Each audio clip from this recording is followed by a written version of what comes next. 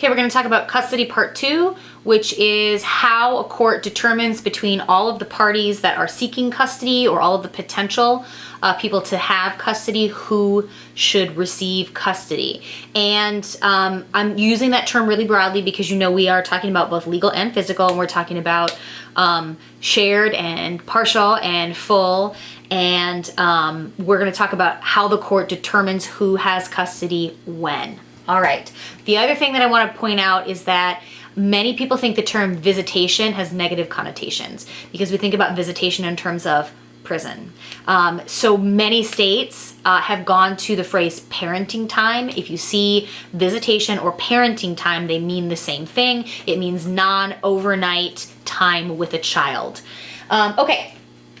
So again, every time we have a question in this particular class, we're going to look to statutes, and there are multiple statutes that can apply in a situation of custody. Every state is going to use that best interest standard, the best interest of the child, subjective. And there's a case that I'm going to talk about in a second in your textbook that I 100% disagree with the court's rationale. And you're going to find some too, and you probably know some in your personal life, somebody who got a kid and really should not have, or somebody who did not get custody and should have. It happens all the time. And here's why. This standard is vague, and the factors are not terribly specific and can go either way.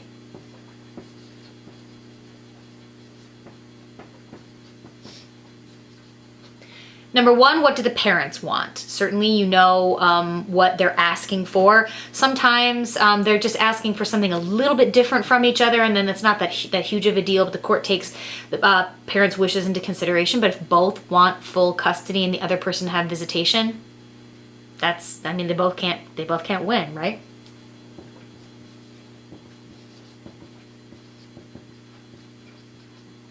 Court takes the child's wishes into consideration.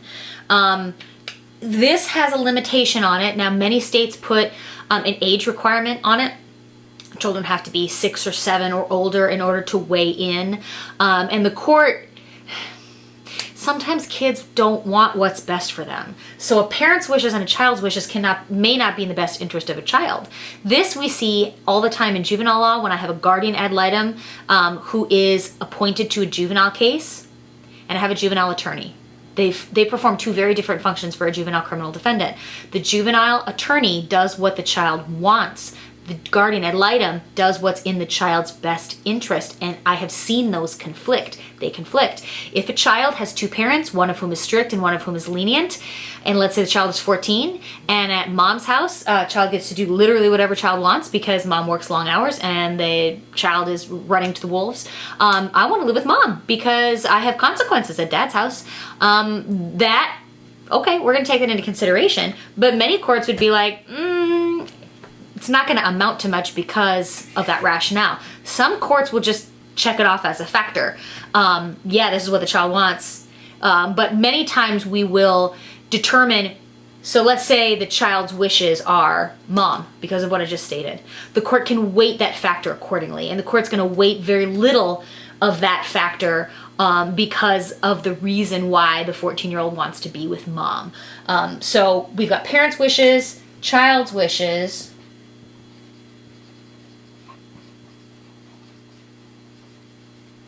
Who was or has been the child's primary caretaker. So if we have a situation where we're changing custody or we're just now formally establishing custody later in a child's life, who the primary caretaker was is something that the court can take into consideration.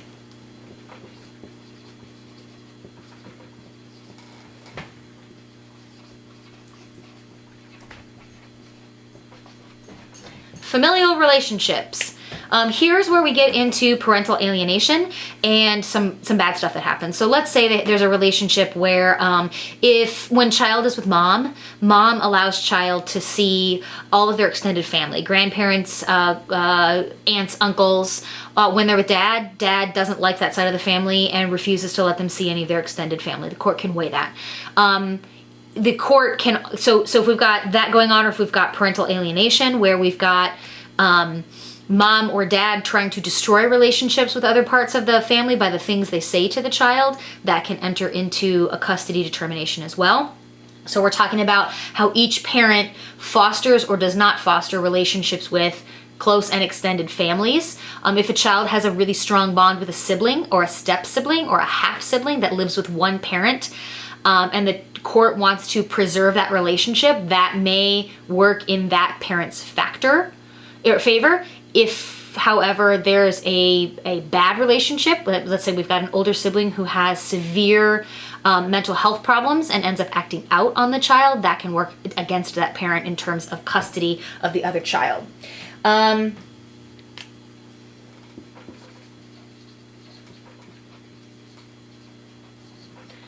Factors like home, school, community, extracurriculars, the child's doctor, all of these sort of logistical factors are also something the court can take into consideration. We see this quite a bit because we live here close to a state line. So one other logistical thing that happens is that sometimes Indiana and Kentucky do this and say, we're not responsible for this case and neither are we, and that's an aside that we'll get to later. But where is the child's home that they have been staying in? If the change in custody or if establishing custody in another parent means they would have to move, that's not necessarily great. But let's say the request for custody comes just at the time that the kid is going from elementary to middle school. They're changing schools anyway, so that might not be as important because they're going to a different school, they're going to be in a different peer group. But those relationships of what's more stable and what's more beneficial to the child in terms of all of those other extraneous things are something the court can take into consideration when establishing custody.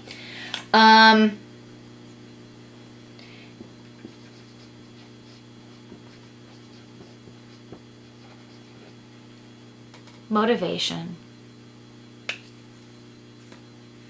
I would like to say that parents never fight for custody for the bad reasons, for the wrong reasons. I would like to say that parents never seek custody of a child so that they don't have to pay child support. You know, that's a bunch of bull. So why are we seeking support? We all know people also who try to go into court every 5 minutes to get stuff changed. Mom's not combing the kid's hair right, so I think that's abusive and I don't want mom to have time with the child. At some point, dirty clothes, or I always send the kid in clean clothes and he always comes back in dirty clothes. That's not great, but is it that bad? There are all sorts of things like that sometimes we seek custody because it's the right thing to do. Sometimes we seek custody because we want to piss off the other parent or we don't want to pay child support. The court can take that into consideration. Many times people are not stupid enough to say that, but sometimes they are. Sometimes the court can look at, you filed a support reduction the same day that you filed for custody. Could that be a motivating factor? So under the Kentucky statute, and I'm looking at the Kentucky statute when I give you these, and if there are any others that we need to talk about, we can do that as well. But yeah, it's an issue. Money. Who has a bigger house? Who has a nicer house? Who has higher quality internet? Who has more toys? Who has more clothes? Who has more cash, and so they're more able to provide for a child in an emergency? That matters. Should it? Is that something, should a poor parent have a mark against them going into a court hearing because they don't make as much money as the other child? This is separate and apart from support. So we're talking about, the savings a parent might have. Does a parent have a lot of debt? All of those things.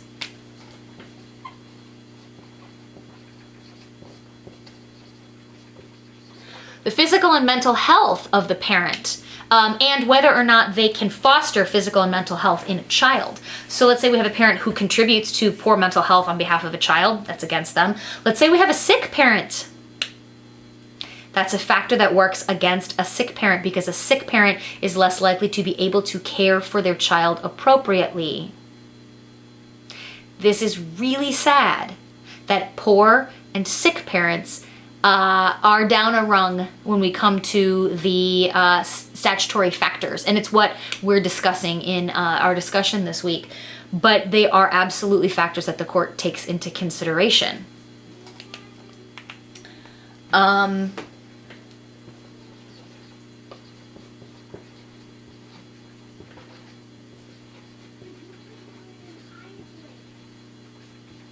The relationship between the parents, and I mean how the parents treat each other. Let's say every time the kid is with dad, dad says bad stuff about mom all the time. Dad focuses on the divorce. Dad hates mom and says terrible things about mom. Meanwhile, when kid is at mom's house, mom has said, you know what, dad and I aren't together anymore, but we still love you and he's still a good dad. That's going to matter. That's a statutory factor as well. And then, of course, abuse. But the court also takes into consideration domestic abuse, not just child abuse between the parties, but if there's any record, if there's any evidence of domestic abuse between the two parties, that will weigh against the person who's perpetrating the abuse. Beyond this, custody agreements. So these are generally the factors in Kentucky that a court looks at in determining custody. And in most states, we presume that both parents are fit.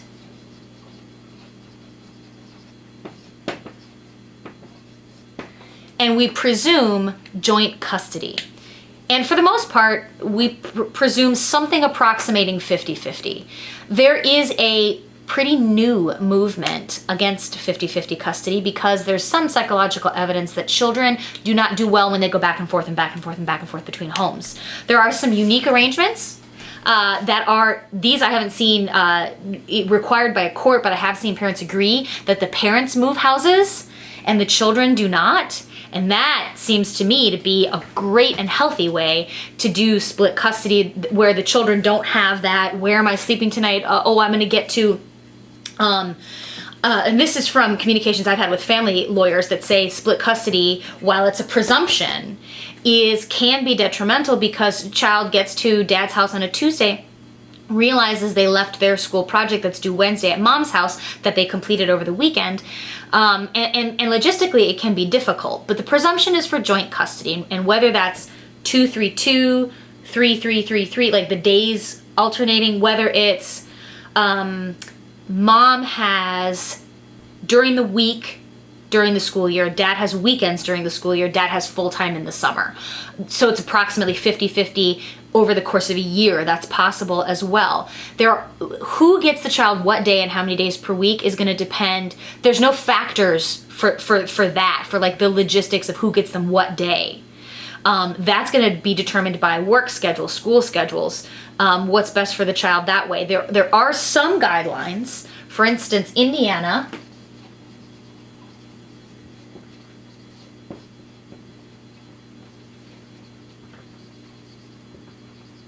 has a set of documents called the Parenting Time Guidelines, and they're great. And they say things like, for that logistical, it's not the custody statute, it's not the custody factors, it's parenting time guidelines, which have to do with parenting time, aka visitation, but they also have to do with how the court determines who gets the kid on what day. They say things like, dad gets the kid on Father's Day, mom gets the kid on Mother's Day, Christmas alternates, things that are common sense to many people, but are not common sense to some. They also say things like, in a custody situation, if mom is supposed to have the kid, but mom is sick in the hospital or mom has to work, dad's the first person who gets the right of first refusal, essentially, to take the child. So instead of contacting a babysitter, mom has to contact dad first. Things like that, things that are fair, and things that help courts detail the nuts and bolts of who gets the child when in a larger custody arrangement where we have, let's say, joint custody, because that's the presumption. So we start from that presumption that we have joint custody. Along with those factors, the court can usually take into consideration anything they feel is relevant. There are other states that require the court to look at things like the age of the child. This is based on the historical tender years doctrine, which the court had said children who are of tender years, really small children, we presume that mom is the best caretaker for them. It's fallen out of favor and is unconstitutional. But there are still statutes that say the gender of the child is something to look at in terms of placement. Not necessarily that mom is best, but we put same gender children with same gender parents. That may be a reason. Is that antiquated? Another issue that might be relevant is religion. If the parents are of two different religions, or one is very religious and one isn't, that can be a problem. But if one is more likely to allow the child to practice a religion that they themselves do not believe in their home because it's best for that child and it comports with what the other parent wants, that may be something the court can take into consideration. What if a child is transgender? We have, let's say, a 14-year-old child who is transgender, and mom is very supportive of that child's gender identity and dad is not. Are there some judges who will absolutely favor mom?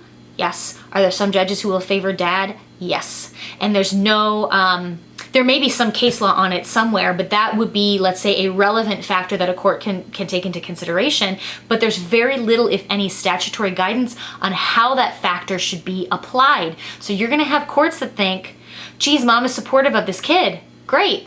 You're going to have others that say, biological gender is all that matters, and so dad's applying that, and so we think dad's more fit. Don't have an answer for that. So these parenting time guidelines can be great, and I'll put a link in your class to the Indiana ones because they're really, really interesting and detailed. Finally, let's say the court has determined, let's say it's been contentious, it's been a real fight, and court has determined to split custody because that's the presumption, unless we can prove that the child's best interest would be served being more with one parent. What about all the other extraneous stuff? What about phone calls? What about where the child is picked up and dropped off? What about who may pick up the child from school? Let's say dad gets physical custody, but dad works until 5. Kid gets off of school at 3, but there's a stepmom who's willing and able to pick up the kid from school so he doesn't have to do aftercare. But mom hates stepmom, so mom goes to the court and says, I don't want, or every time stepmom picks up kid at school, mom throws a fit, or mom calls the school and says, I'm the mother of the child and you need to take stepmom off of the pickup list. This is why I never practiced, or I didn't keep practicing family law after doing it, because these situations are not uncommon, and they benefit literally no one. When we have people in these situations who just make these really spiteful decisions, it happens all the time. I had a client once was angry because she had to pay a $10 toll every time she dropped the kid off. Court wasn't happy about her asking for half of that $10 once a week or whatever it was. So, especially considering we weren't there for support, we were there for custody. So those extraneous relevant factors can be taken into consideration, but the court order for custody can also specify things that are outside of who gets the child when. It can specify a place for pickoff and drop off. It can say things like, the court order can reflect things like, parents agree not to disparage the other parent in front of the child. That's a pretty standard one. And you might see something like that in parenting time guidelines. What I just mentioned from the Indiana parenting time guidelines, if mom cannot have custody on a certain day, dad's has the right of first refusal. Maybe you've got a situation where we have one Jewish parent and one Christian parent, and so instead of alternating Christmases, maybe every Hanukkah or the first day of Hanukkah, the Jewish parent gets the child, and every Christmas, the Christian parent gets the child. That's reasonable, and those are things that we can be creative about when establishing custody. But things that are outside of who and when are also fair game.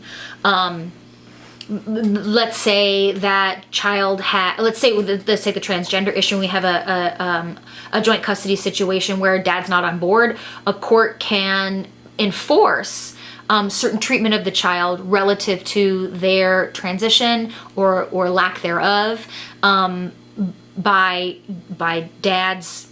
They can put that in the order that dad has to do certain things, and so their child custody arrangements can go beyond who and where. So, as you've seen from some of the readings in your textbook this week, some of these cases, the court is going to make a decision, and they're going to be able to look at the statutory factors. It's almost like grading with a rubric. I don't like rubrics because I can assign whatever grade I want to and just fill in the rubric, and I can make an argument that you get 4 points here, you get 10 points here. Because that's what I decided. And the case that sticks out for me in your book this week is the case of the divorce where mom was in the home for like a year and a half before the divorce went through. Dyle, D-E-Y-L-E. And so she was the primary caretaker. And she'd been the primary caretaker for a long time, because dad moved out into an apartment, and then mom had the kids in the marital house. Eventually dad stopped paying the mortgage. Mom moved in with her parents. And the whole time, and this was months and months and months, June 2010 to December 2011. So we've got 18 months that they're in the marital home. And then she was the primary caretaker when they moved to her parents' house. She's the primary caretaker. And the court said she's going to move because she's going to go to school, and she's going to move. So we're going to give custody to dad. It's 2012 decision. I looked at this case and I said, these kids have been with her the whole time. I don't know what efforts dad made to have a relationship with these kids. I don't understand it, but the court wanted to do what it did, and so it looked to what may happen in the future to determine that mom wasn't stable. And so the court said stability is what matters to us. Dad's in a house.